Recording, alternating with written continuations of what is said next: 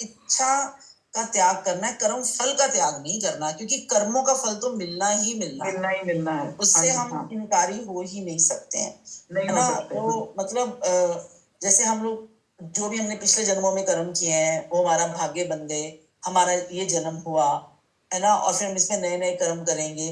पर जब हम कर्म फलों में हमारी आसक्ति छोड़ देंगे, तो जैसे बार बार ये आता भी है, समझाते भी हैं कि वो फिर जो कर्म फल में अगर आसक्ति को त्याग दिया, कर्म तो करते रहेंगे फिर भी, तो आसक्ति त्यागने पे क्या होगा कि वो जो कर्म है वो भुने हुए बीज जैसे हो जाएंगे।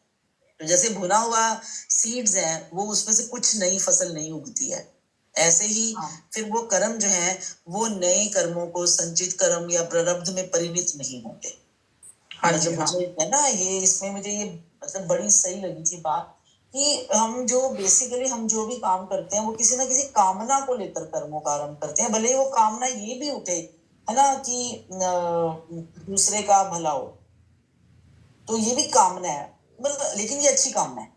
तो हम एकदम से निष्कर्म तो नहीं हो सकते हैं। मेरे को ऐसा लगता है कि अगर हमारा भाव ये है कि मैं जो कुछ भी करूं उससे सामने वाले को, दूसरों को, संसार को सुख मिले, है ना, और मेरा उसमें, मुझे कुछ नहीं चाहिए अपने लिए, मेरा कुछ नहीं है, मेरे लिए कुछ नहीं है, तो वो जो कर्म है वो फिर तब हो सकता है कि हम कर्म फल की इच्छा से हम मुक्त हुए हैं, तो ही हम जो है परमात्मा जो है भगवत शांति को प्राप्त हो सकते हैं। क्योंकि जो सकाम पुरुष है, कर्म तो सकाम पुरुष भी कर रहा है, निष्काम पुरुष भी कर रहा है, लेकिन सकाम पुरुष जो है वो फल से प्रेरित होकर फल की प्राप्ति के लिए कर्म कर रहा है, और जो कर्म योगी है वो फल की इच्छा को त्याग के कर्म कर रहा है। कर्म दोनों कर रहे हैं, कर्मों से मुक्ति नहीं है, ये मुझे समझ में आया है। हाँ जी बिल्कुल, है ना। तो मतलब छोड़ें कैसे कि कर्म तो छूट नहीं सकते हैं, तो वही है कि निस्वार्थ भाव से करें, परोपकार के लिए करें, ताकि अपने लिए कोई नया राग या द्वेष पैदा ना हो। वो भी एक बड़ी अच्छी चीज लगी, मैं भूल गई थी, आपने कहा तो फिर याद आ गया था। वो ये जो कि जो भी काम करना है वो सामग्री के रूप में, और वो तो बहुत अच्छी बात ये तो बहुत ही बढ़िया बात है।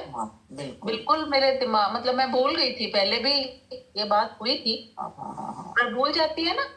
बिल्कुल बिल्कुल, फिर बहुत अच्छी, मैंने तो नोट कर ली थी। हाँ ये बहुत अच्छी चीज थी। अच्छा एक बात और भी है इसमें 12वें श्लोक में कि देखिए जो परमात्मा की प्राप्ति है ना, कहते वो किसी कर्म से हो ही नहीं सकती क्योंकि देखो कर्म जो है मतलब वो कीमत है ना, और जो कीमत देकर हम जो चीज खरीद रहे हैं, तो मतलब कीमत जो है वो बड़ी है और चीज छोटी है, तभी हम खरीद पा रहे हैं ना उसको, तभी वो हमारी पहुंच के अंदर है तो हम खरीद पा रहे हैं। ये बात मुझे बड़ी गहरी लगी थी, मैंने कहीं पढ़ी थी। तो भगवान को तो हम किसी कर्म से ले ही नहीं, प्राप्त कर ही नहीं सकते हैं।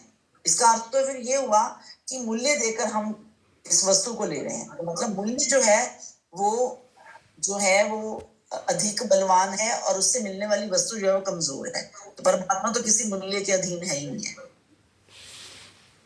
नहीं समझी, मतलब नहीं, मतलब आप जो कह रहे हो ना, मैं नहीं रिलेट कर पाई कि किस चीज की तरफ आप इशारा कर रहे हो। मैं ये कहना चाह रही हूँ कि जो भी हम ये सोचें कि जो भगवत शांति को प्राप्त करना है ना हमने, वो किसी कर्म से नहीं प्राप्त कर सकते हम,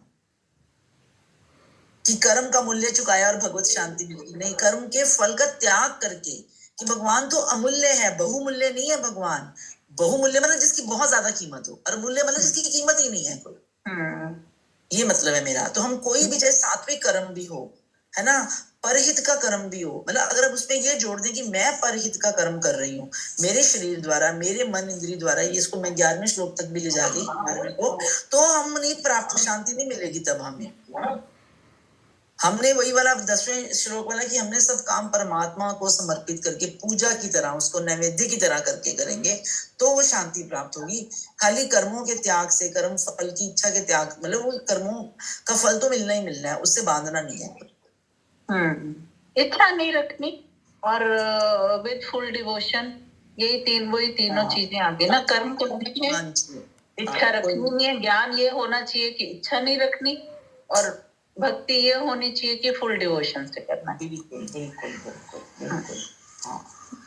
परमात्मा ने अपने आप ही मिलना है हमें, मतलब ये परमात्मा की प्राप्ति के लिए भी कर्म नहीं करना। हमने ये नहीं सोचना कि हम ये करें तो हमें परमात्मा मिल जाए, ये भी तो एक इच्छा ही हो जाती है ना कि अगर हम अच्छा कर्म कर रहे हैं तो परमात्मा मिल जाएगा, ये भी इच्छा हो जाती है कि अपने आप से कुछ होगा, प्रयास तो करना पड़ेगा अपने रियल स्वरूप को अपने आप। तो उन्होंने कल 19वें श्लोक को मैं सुन रही थी राणा सर के, वो यही बात हो रही है ना कि अगर हम प्रयास नहीं करेंगे तो हमारे प्रयास तो करना ही करना है, लेकिन मतलब ये सोच के कुछ नहीं करना कि हमने परमात्मा को पाने का प्रयास करना है।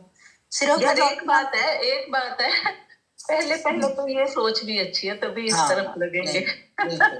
हाँ, पहले तो ये सोच भी अच्छी है, नहीं तो अभी तो जैसे ना बिल्कुल इनिशियल स्टेजेस है। इनिशियल स्टेज में तो हमें ये सोचना ही है कि हमें बार बार अपने आप को रिमाइंड करना है कि हमें आसक्ति नहीं रखनी है। परमात्मा तो जब प्राप्त होंगे वो एक बहुत हाई स्टेज है। अभी तो हमने ये सोच के चलना है कि हमने अपने आपको किसी चीज से कोई आसक्ति नहीं रखनी है, किसी चीज से बंधना नहीं है, कुछ एक्सपेक्टेशन नहीं रखनी है। सोच के आप कम कर्म करना शुरू करो तो धीरे धीरे वो एक स्टेज शायद आ जाएगी।